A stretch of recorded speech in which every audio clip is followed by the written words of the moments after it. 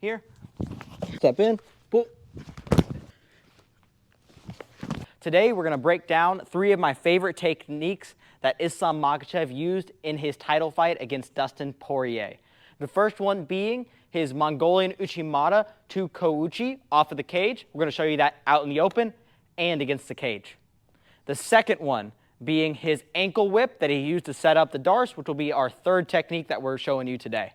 So let's get right into it. We're gonna show you that Mongolian uchimata out in the open first. So he had an underhook and a wrist or like a sleeve grip if you're doing sambo or judo in a gi. So with this one, let's stand a little bit more square. Yep. So what he does is he steps in with his rear foot to get a little bit more upwards lift whenever he lifts, and then he's picking up with the knee after that back foot comes in. Well, there. Make sure when you bring your back foot in, you're bending your knee there, okay? You're getting low because you don't really have much driving pressure if your leg's straight up. The next thing is he doesn't just pick straight up and then go down and out. It's like a J hook. So he comes up and swings him out, okay? So now I'm going to show you the full technique all the way through.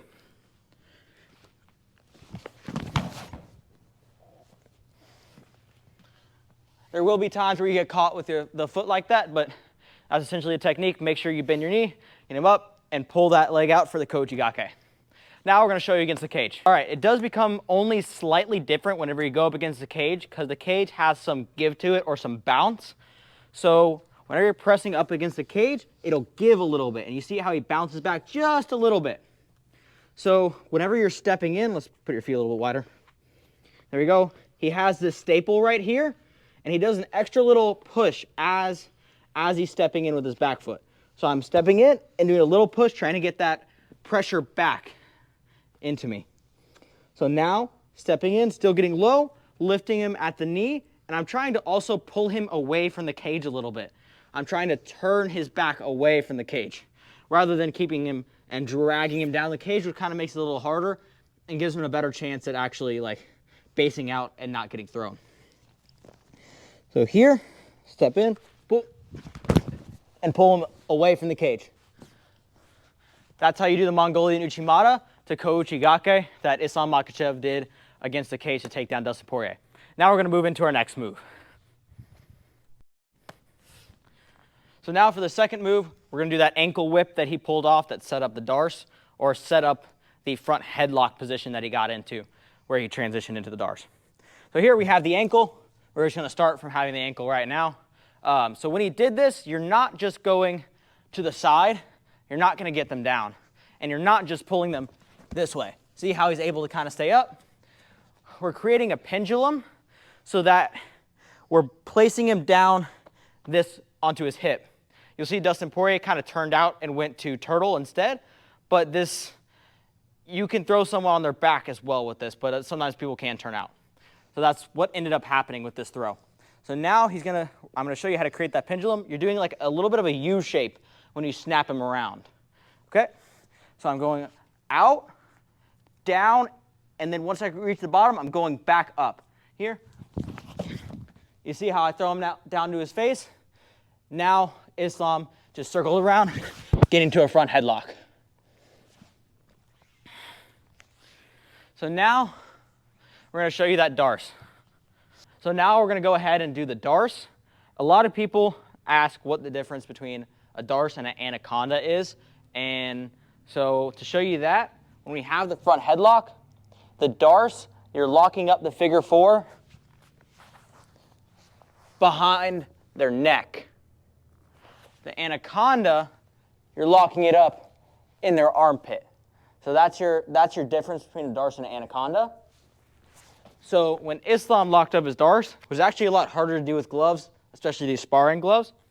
He locks it up here, and he starts turning into the elbow where his head is on that side. So he's turning in, trying to get Dustin flat on the mat, or his side on the mat. Now we're going to turn a little bit. So the audio got a little bit messed up in this clip. So here's what I'm saying. When you lock up the figure 4 and you turn, then you start walking your feet towards your opponent's legs, while you're squeezing. Tap is walking your legs into your opponent. We're gonna flip back around one more time. I'm gonna show you how to winch your arms tighter if you feel like you can't squeeze enough. So when you're here and you're down, boom. One thing you can do is this is like a winch. From there, you're gonna go tricep, not bicep. You grab your tricep and you rotate your arm into their back a few times. That is like a winch, and it'll make it a lot tighter. Then you put your ear to the back of their back, trying to listen to their heartbeat through their back and walk in.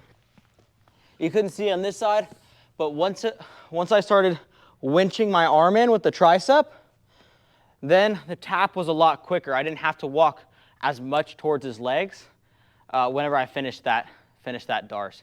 But I credit my old jiu-jitsu instructor, Donnie Blue, with showing me that tricep, not bicep, winching action to set up that Darce. I know Islam didn't do that, but it's a really good little technical point there that'll help you finish more Darces. So if you enjoyed that video, please leave a like, subscribe, and comment your favorite techniques used by Islam during his fight with Dustin Poirier. All right, guys, you have a good day.